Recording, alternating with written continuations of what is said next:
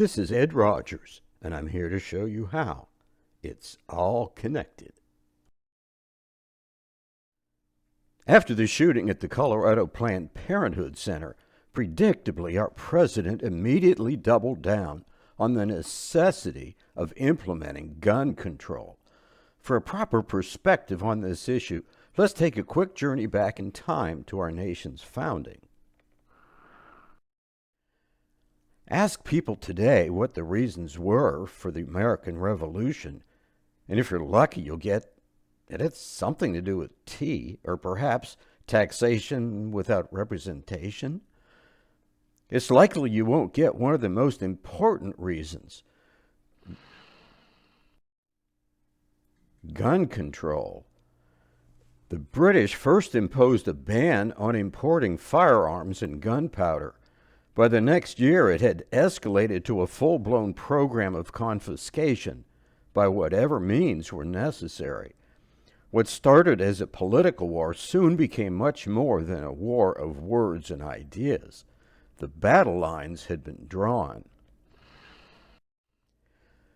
The assaults on Lexington and Concord by the British troops were a direct result of a failed attempt to seize one of the Colonial militia's largest stockpiles of weapons and ammunition. After the War of Independence was over, the Second Amendment was drafted specifically to prevent any power from denying the citizens the right to protect themselves with firearms. Listen to what some of our founders had to say about citizens and their guns. Firearms stand next in importance to the Constitution itself. From the hour the Pilgrims landed to the present day, events, occurrences, and tendencies prove that to ensure peace, security, and happiness, the rifle and pistol are equally indispensable. The very atmosphere of firearms anywhere restrains evil interference. They deserve a place of honor with all that's good. That was by George Washington.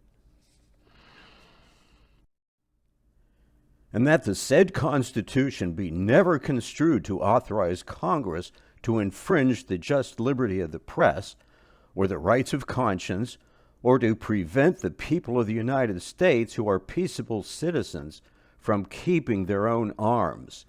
Samuel Adams. Many of the founders referred to attempts to restrict the citizens' right to bear arms as an evil interference that was to be resisted. Listen to what Patrick Henry said regarding this very point. The great object is that every man be armed, and everyone who is able may have a gun. He also said, guard with jealous attention the public liberty. Suspect everyone who approaches that jewel. Unfortunately, nothing will preserve it but downright force. Whenever you give up that force, you are inevitably ruined. Some will argue that things are different today. We have the police to protect us. We don't need guns. It's their job to protect us. You'll probably be shocked to learn that a 2005 Supreme Court ruling stated that the police are under no constitutional obligation whatsoever to protect an individual from harm. What this means is that the police are here to catch bad guys after they have broken the law. The Second Amendment gives us the right to protect ourselves with firearms before the police arrive. Those, like our president and most on the left, who are trying so hard to take guns out of the hands of ordinary citizens, are trying to ensure that we are unable to protect ourselves. The question is, why? Their argument is that taking guns away from the people will somehow make us safer. The simple fact, however, is that those areas with the strictest gun control laws have the highest crime rates, like Chicago. This is only logical. Criminals will always find a way to get their hands on a firearm. And when they do, they're going to gravitate to the place with the least resistance. Gun-free zones. So what's the real reason for pushing gun control so hard? Let's start with a few more brief history lessons. We know of Hitler's extermination programs, but few people know that the first phase consisted of disarming the undesirables. Actually, the disarming process began even before Hitler came to power. In 1919, the German legislature passed a law banning all firearm possession. It didn't take long until the process escalated into full-blown confiscation. Eventually, the regulation was loosened, but only for a few selected groups. When Hitler came to power, he imposed new gun control laws forbidding Jews and other selected undesirables from owning or even possessing a gun. Once these laws were carried out, the slaughter began. Then there's Mao Zedong of Communist Red China, who took disarming before the slaughter to a whole new level. He expressed his governing philosophy in his infamous words, "Political power grows out of the barrel of a gun." Between 1915 and 1917, 1.5 million Christian Armenians were slaughtered, enslaved, or forced to convert to Islam by Turkish Muslims from the Ottoman Empire. How did this happen?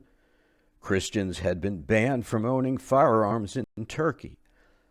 The citizens of North Korea have similarly been banned from owning guns, and look at how well that has worked out for them. Do you see a pattern here? Let's return to the question of the real reason behind the left's persistent push for gun control here in the U.S. Let's look at who we need protection from. Intruders, burglars, and others who are simply up to no good. Terrorists, this is becoming a greater threat every day. And sad to say, our own government. The first two are present threats. The third is rapidly becoming a reality, at least for certain groups, those labeled by Homeland Security as domestic terrorists. The failure of Obama's Justice Department to punish the IRS for targeting conservative groups is proving to be a preview of coming attractions. Now the DOJ appears to be partnering with the ultra-left Southern Poverty Law Center, which is widely viewed as an anti-Christian hate group. They have worked together to create a new czar position focusing on domestic terrorism, especially the alleged threat from Christians and Americans with anti-government views. Since you're watching this channel, this might include you. While ostensibly created to oversee domestic terror cases, critics and analysts are warning that the administration is plotting to target its political opponents with the full force of the federal government. According to Jay Sekulow of the American Center for Law and Justice, if you are a member of the pro-life community, the Department of Homeland Security has labeled you the most dangerous domestic terrorist. It's all spelled out in a document entitled Right-Wing Extremism. If you think the current Department of Homeland Security is working to keep Americans safe, think again. If you hold constitutionally protected views such as opposing abortion, you need protection from them. At the state level, a recent Colorado State Police training course instructed officers to be very suspect of people who take the Bible literally. Officers should be very careful of these people, the course taught, as they are at risk of joining the anti-government movement. Included in this group were those who believe America was founded on godly principles, Christians who take the Bible literally, and fundamentalists. Here's another case. According to the American Family Association, an Army officer has sent an email to his subordinates labeling Christian conservative organizations like the American Family Association and the Family Research Council as domestic hate groups, and stating their values don't align with Army values.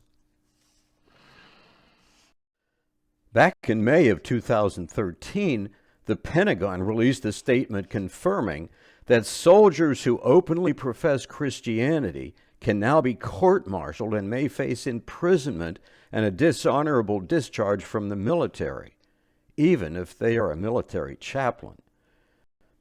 Despite the reassurances of the president, he will not stop until he has disarmed America, identified the troublemakers, and through intimidation and internment, or worse, removed them from the scene. This is what gun control is really all about. When I wrote my novel Dragon Slayers several years ago, I had no idea that within a decade it would be more truth than fiction. It represents America as it is today. If you're interested in adventure fiction that mirrors the reality of our day, check it out on my website. And lastly, to lighten things up a bit, here's my thought for today. Why do I have to press 1 for English when they're just going to transfer me to someone I can't understand anyway? I'm just saying. Now you know. I invite you to check out my website at edrogers.net, where you'll see my books, blogs, and newsletters. Until our next program, this is Ed Rogers, showing you how. It's all connected.